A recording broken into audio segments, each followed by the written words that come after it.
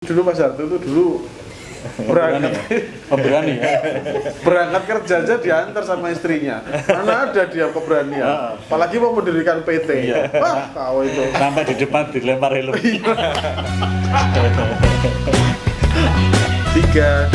1. Selamat malam guys, ketemu lagi ya tentunya bersama kami masih di channel yang sama, dan tentunya pasti tidak akan membosankan karena kita selalu memberikan yang terbaik, inspirasi yang terbaru, kemudian menjadi sebuah gambaran solusi dan lain sebagainya. Itu bagaimana nanti ke depannya, tentu begitu ya Mas Harto ya. Iya. Pokoknya jangan bosan-bosan ya. Jangan bosan-bosan, dan karena memang kita membosankan ya. Walaupun kita membosankan, tapi ada jangan pernah bosan, karena kita selalu berusaha untuk tetap membosankan. Nah, Ya, yang tidak membosankan itu tamunya kita. tamunya kita, Kita pasti yang bosan. tadi cewek cantik ya, sekarang cowok ganteng mestinya. Ya. Cocok ya. Cocok. Ya, kita selalu memberikan yang terbaik. Kalau tidak ganteng, garansi 100% boleh dikomplain lewat subscriber. Langsung nanti. komen aja. Langsung komen untuk yang kali ini. Selamat malam Mas Adi. Malam. Iya, selamat Ya. malam ya. Saya Pram, ini Mas Ya. Harto. Ya. Kita regu B Mas. Ya. Jadi nanti siapa cepat kita tekan bel, gitu. Jawab. Silakan Ya. dijawab pertanyaan yang Iya, teman-teman, kita bicara santai aja. Sore ini kita lanjut, tadi kita sudah bicara dengan mahasiswa itu. Sekarang kita bicara dengan bapak-bapak. Bapak-bapak muda. Om. Kita bicara santai tentang Ngomong apa ini? Ngomongin apa? Ngomong apa ya nanya? Ngomongin tentang pekerjaannya. Pekerjaan, betul. Tadi sih sekolah ya. Tadi sekolah. Nah, sekarang pekerjaan. Kira-kira kalau pekerjaan yang diomongin itu apa sih? Pekerjaan selama pandemi Lowongan. dan masa setelah pandemi ya? Enggak, lowongan dulu. Lowongan, loker. Meloker dulu. Loker dulu. Karena kan pekerjaan itu kalau menciptakan agak susah ya. Oh, Tapi susah. kalau mendaftar pekerjaan itu paling banyak. Antrinya Bagaimana sampai- kita bisa mencari pekerjaan itu dengan cara seperti apa? Nah, kita tahu ini. Kita mendatangkan seorang yang sudah memiliki usaha ya. Mas Adi ini usahanya luar biasa. salah satu Dia entrepreneur juga loh. entrepreneur ya, dia memiliki inovasi tentang bagaimana menciptakan lowongan pekerjaan ya. Buat teman-teman semua, nanti bagi yang berminat ya, bisa.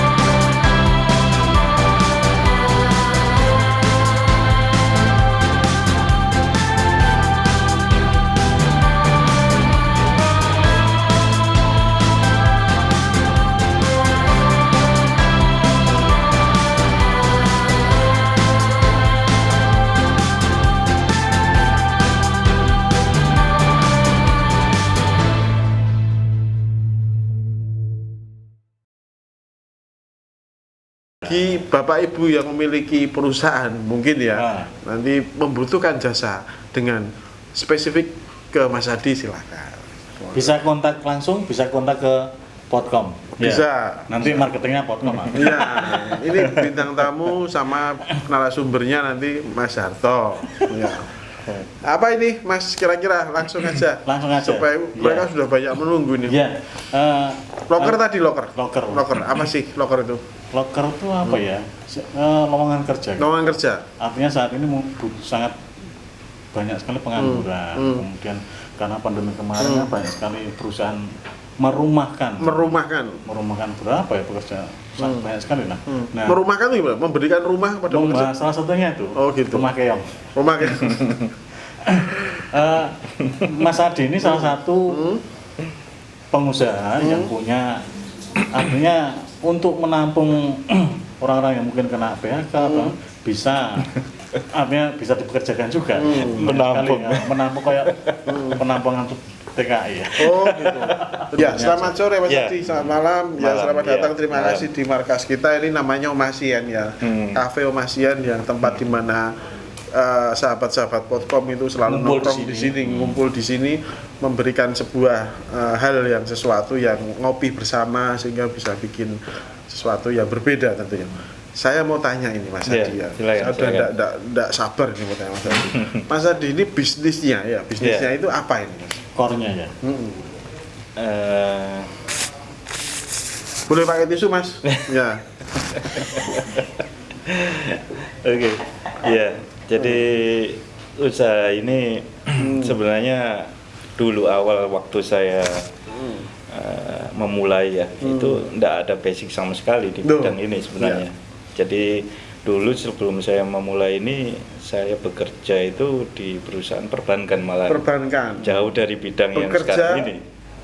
Masuk di perbankan ya? Ya. Bekerja ikut bank gitu. Sebagai karyawan. Tak pikir pemilik bank. Enggak, karyawan. 13 tahun saya di sana. Jadi 13 tahun di bank ya. 13 tahun itu sudah merasa lama ya?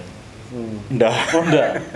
Mungkin ada yang lebih lama ya. Berarti kita salah ya kalau sudah lebih dari Nemen. Lanjut Mas. Ya, di situ 13 tahun di perbankan itu saya merasa kok ada yang kurang gitu. Jadi apa saya sampai tua ini harus di sini atau karena terus terang waktu itu saya pengen lebih gitu. Jadi kalau saya melihat di situ itu kan ya mohon maaf dari segi gaji itu dengan kebutuhan yang ada saat itu kurang, terus terang seperti itu. Nah waktu itu akhirnya saya berpikir mungkin saya harus memulai yang namanya usaha sendiri. Cuma apa itu saya belum ketemu sebenarnya. Bidang yang sama pun juga nggak mungkin ya kan, perbankan itu cukup membutuhkan modal yang besar di situ. Akhirnya nggak tahu waktu itu gimana saya itu berbincang-bincang dengan cleaning service di kantor saya gitu. Saya tanya dia ini ikut perusahaan outsourcing yang bidangnya cleaning gitu. Di situ saya tanya-tanya perihal gajinya, layanan yang didapat dia, hak-haknya dia.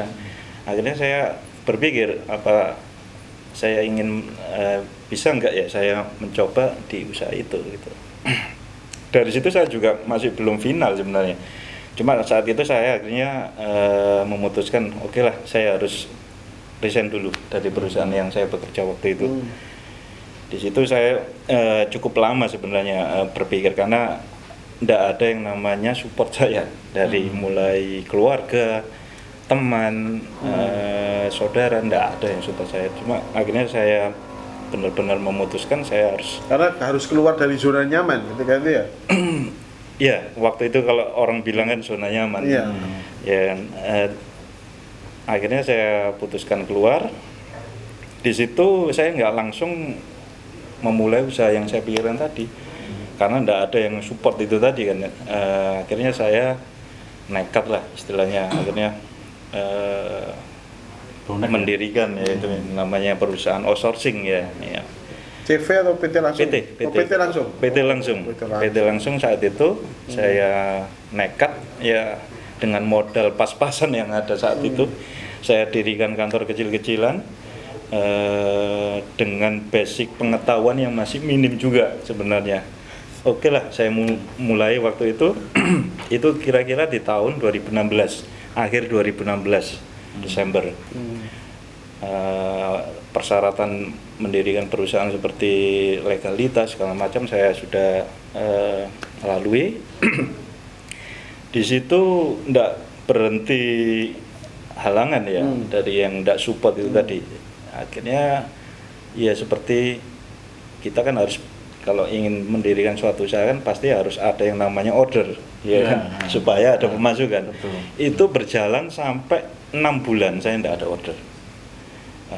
Di situ akhirnya ya yang namanya saya yang tadi benar-benar mantap ya ingin memulai usaha dengan harapan bisa lebih baik dari sebelumnya, akhirnya sedikit goyah gitu. Sedikit goyah beneran. Ini ya kisah nyata ya. Sedikit goyah dengan teman-teman, saudara, orang tua, keluarga yang tidak support itu tadi. Akhirnya saya berpikir apa benar ya ini mungkin mereka yang bilang ini apa saya ini salah langkah seperti itu. Akhirnya di situ yang tepatnya di bulan Juni itu ya saya memutuskan menyendirilah gitu. Saya sesuai dengan keyakinan agama saya berdoa, saya ibadah, saya pasrahkan semuanya ke Tuhan Yang Maha Kuasa. Tuhan, betul. Jadi waktu itu saya sudah nggak berpikir untuk mendapatkan order lagi. Saya akhirnya Karena mentor di. betul, iya. Saya flashback ke belakang. Jadi saya waktu itu hanya melakukan yang namanya hubungan manusia dengan Tuhan. Jadi saya meminta kepada Tuhan saya ya supaya saya diampuni lah dosa-dosa saya. Kalaupun saya tidak dapat order, kayak saya salah langkah waktu itu, saya ikhlas gitu. Saya berpikir gitu, terserahlah apapun besok yang terjadi ya saya pasrahkan ke atas.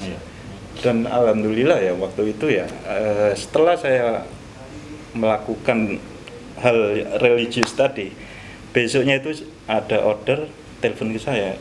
Luar biasa, Tuhan menjawabnya dengan cepat guys ya. Ini luar biasa. Jadi ya seperti itu. Jadi saya sempat kaget apa benar ini sudah dijawab sama yang atas gitu ya. Cuma saya berpikir waktu itu saya juga berpikir kalaupun ini jawaban dari saya waktu kemarin berdoa,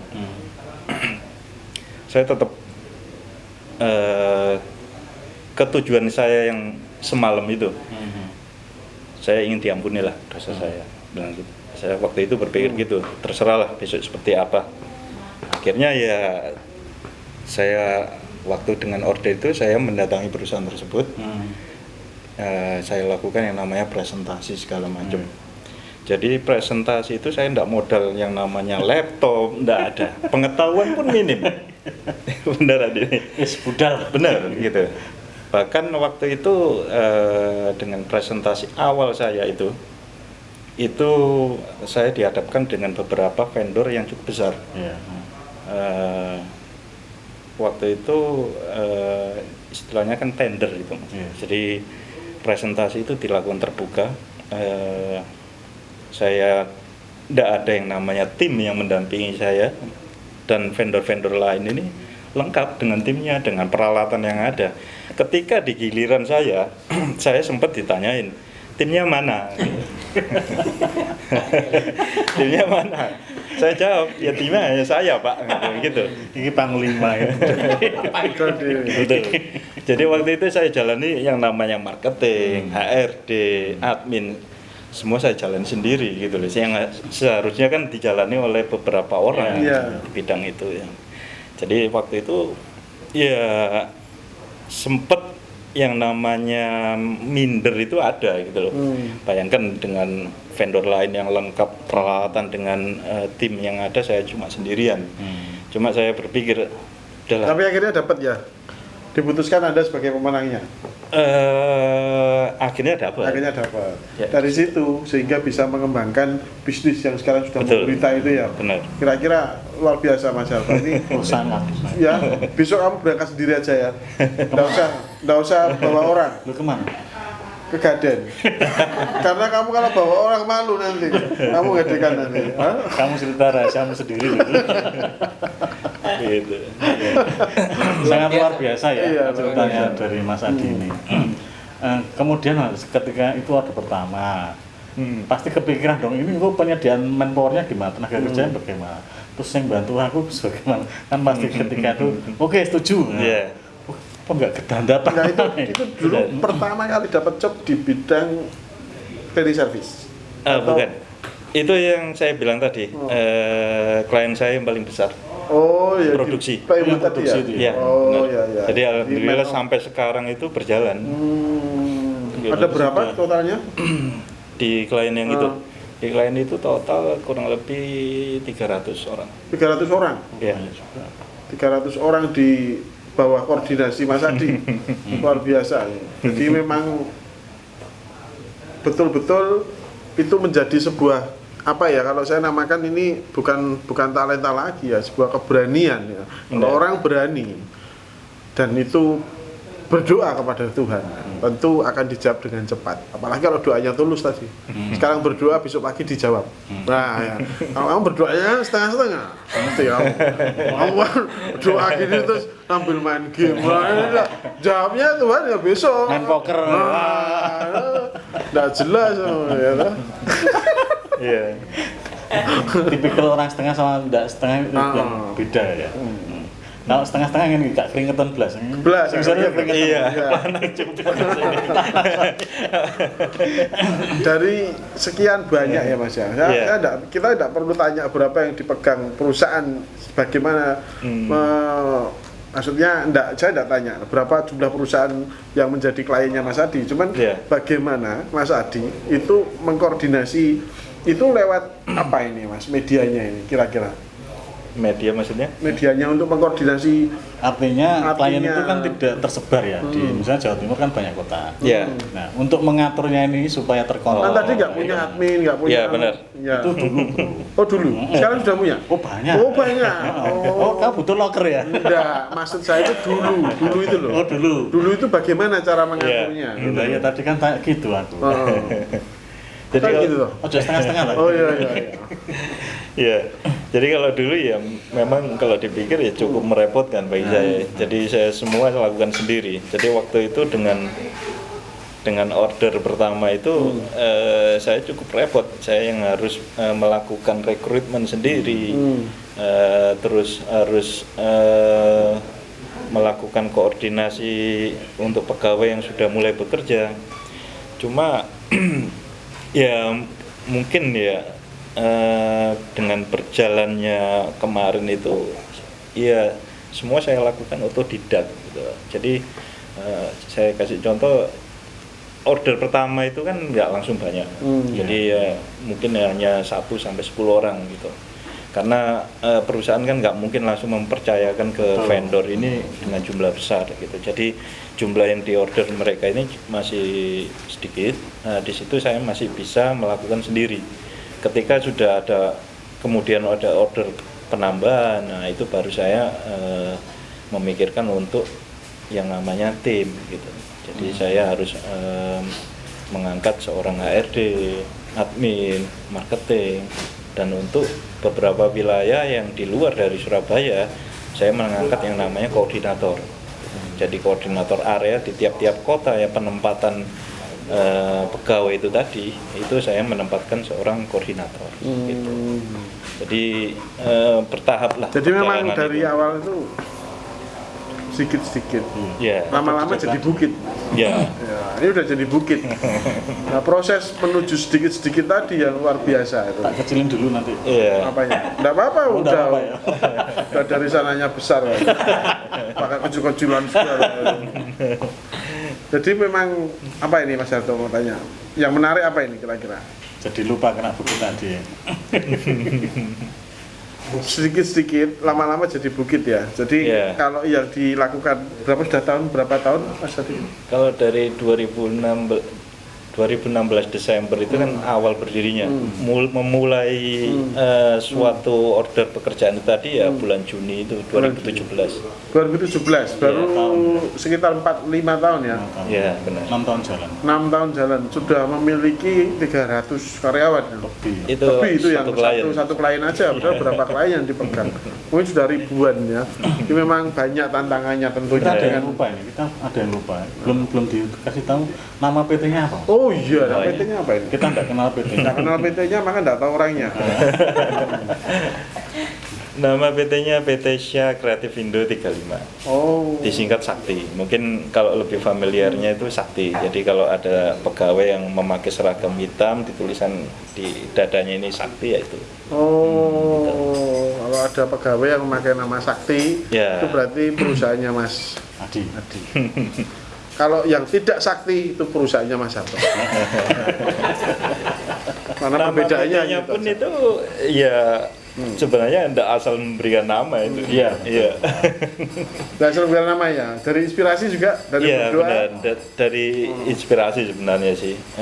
Nama PT-nya itu kan Syah itu kan nama belakangnya saya. Ya. Kalau Kreatif Indo itu kan kreatif Kreativitas, saya. iya. Gitu. Nah 35 itu umur saya memulai hal itu. Gitu. Di usia 35. Ya, sampai ke Iya. 35 Oke. tuh. 35 sampai ke ruang mas. Dia udah hampir 52. Mas Harto. Siapa? Kamu Walik bro. Walik. 25. Iya. Loh, karena kemarin 25. Oh, lilinnya kebalik. Iya kebalik. Ini kebalik kemarin tuh. Kemarin ulang tahun, Mas. Terus yang masang Meriah sekali. yang masang SPG Nanggap badut.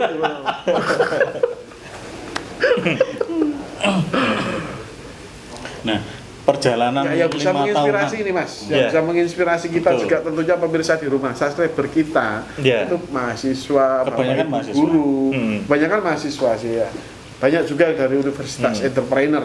Iya. Jadi tentunya bagi teman-teman entrepreneur ya, ini salah satu hal yang menarik ya, keberanian dengan apa tadi, kepercayaan itu menjadi sebuah trust perusahaan. Ya. Memberikan trust untuk menjalankan ya kehokian ditambah dengan sedikit kehokian mungkin ya. Nah bagaimana ini Mas kira-kira ini kalau saya ini sama Mas Harto ini kan di dunia pendidikan ya. Iya. Kalau Mas dari basicnya itu kan perbankan ya, Iya. bisa langsung mendirikan PT. Iya. Itu sendirian atau ada kru? Nggak ada, sendirian. Sendirian. Sendirian. PT itu didirikan sendirian. Sendirian, benar. Jadi Gimana Mas Harto? Sendirian. Kita besok PT atau TP? TP aja. TP aja ya. TP aja. Karena lebih mudah TP. Lebih mudah. Ya, lebih mudah. Dan umur kita TP aja. TP aja. Tebar pensiunan. TP Kita kan sudah masuk pensiun gitu. Umur lansia. ya, ya, ya. Jadi sendirian. Iya, mau Sendirian, lirik apa lagi mendirikan. itu nggak bisa kita. Mendirikan apa yang bisa diberikan Mas ke Iya. Mas Adi ke subscriber, ke pemirsa kita.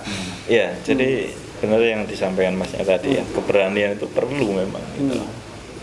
Jadi seperti yang pengusaha bilang harus ada modal uang, itu mungkin nomor yang kesekian gitu loh. Yang pertama memang harus butuh keberanian. Ya semua usaha pasti ada yang namanya resiko, itu pasti. Untung rugi itu kan pasti. Nah tapi kalau kita nggak berani ambil resiko itu ya mungkin maju. Betul. Kuncinya di situ sebenarnya, keberanian itu. Nah setelah kita bisa ambil keberanian, baru kita menentukan langkah berikutnya. Yang pasti itu ya kita harus benar-benar paham usaha apa yang akan kita jalani, kita harus paham. Kalau saya bilang tadi saya tidak ada basic di situ, memang benar. Tapi saya segera mencari, memahami bidang yang akan saya jalankan itu. Waktu itu saya langsung ambil yang namanya Google, terus terang pakai Google saya. Google apa itu? ya. Google. Oh, Google. Iya. Jadi saat saya presentasi itu, percaya tidak percaya, saya di bawah meja bawa HP itu saya pegang Google.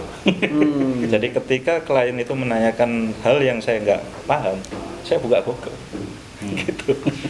Ya, seperti undang-undang tenaga kerja segala macam waktu itu saya tidak paham karena memang basic saya perbankan gitu kan. Saya buka Google. Ya syukur waktu itu akhirnya bisa memperlancar, membantu saya. Gitu. Kalau seperti hal-hal lainnya seperti struktur perusahaan dan lain-lain, karena dari perusahaan sebelumnya kan setidaknya saya tahu yang namanya HRD ini seperti apa. Iya, Ya kan? Jadi di situ pun saya ambil ilmu di situ. Jadi ketika saya sekarang sudah berjalan ini yang namanya struktur perusahaan yang menyakup job desk seperti HRD, admin, terus marketing, saya bisa tahu gitu. Jadi seperti PKWT segala macam yang di bidang itu saya tahu ya dari ilmu pekerjaan saya sebelumnya dan Google. Itu aja di situ. Sangat luar biasa ya. Iya. Dan keberanian itu memang perlu sekali keberanian itu gitu. Untuk mengubah seseorang itu perlu keberanian. Itu dulu Mas Harto itu dulu berangkat Pemberani ya.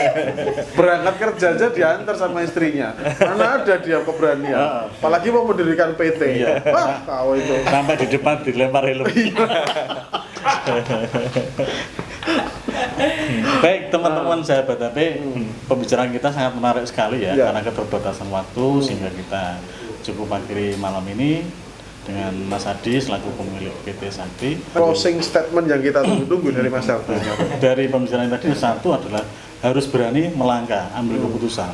Dua, risiko apapun harus ada solusinya, harus mencari, teman-teman harus bisa mencari risikonya bagaimana, itu harus dihadapi. Ketiga adalah belajar dan belajar. Salam juga buat pemirsa rumah ya.